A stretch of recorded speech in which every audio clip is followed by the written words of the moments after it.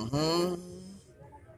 Mathayo mtakatifu sura ile ya 5 na ule mstari wa 8.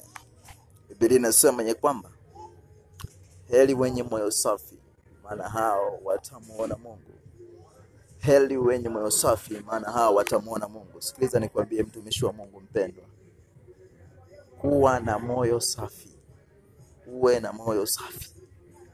Usiwe na moyo wa vitina, usiwe na moyo wa usuda, usiwe na moyo wa ulafi, usiwe na moyo wa kumchukia mwenzako, usiwe na moyo wa kutamani vitu vya mwenzako. Nasema uwe na moyo safi. Ninapozungumzia moyo safi, maana yake nataka nikwambie kitu kimoja uelewe.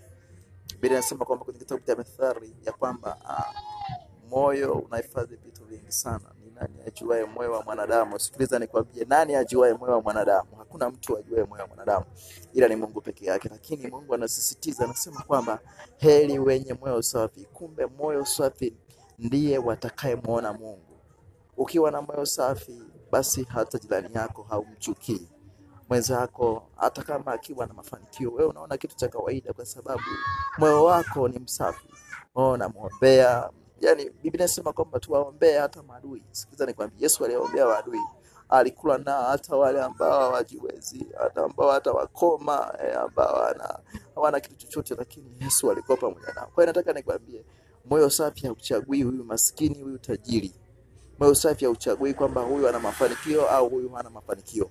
Kwa hiyo moyo safi ni kwa mtu yoyote ambaye aliyemkubali Yesu anatakiwa kuwa na moyo safi. Sikiliza nikwambie, kuna wengine wanaweza kusaidia watu na kuwapa vitu vingi, lakini moyo wake kumbe unataka kumwangamiza.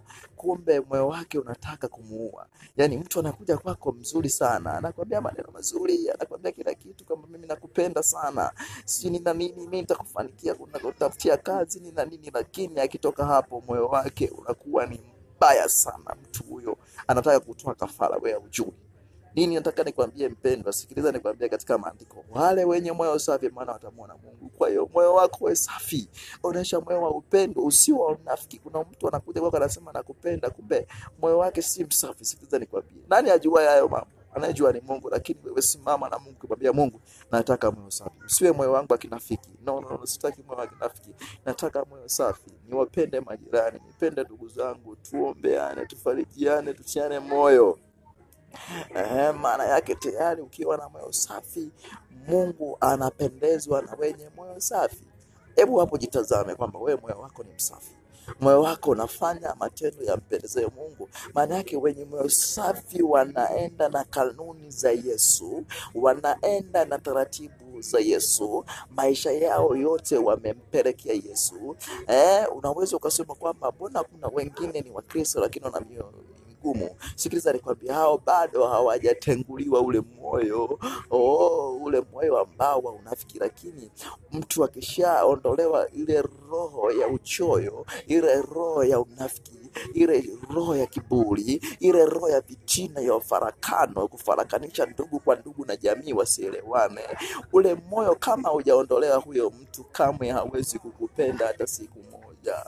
Nataka nikwambia, hawezi kukupenda hata siku moja. Lakini ule moyo wa usuda ukiondolewa, ule moyo wa unafiki ukiondolewa, ule moyo wa kiburi ukiondolewa, ule moyo wa mafarakano ukiondolewa, naona huyo mtu anaenda katika matendo mazuri.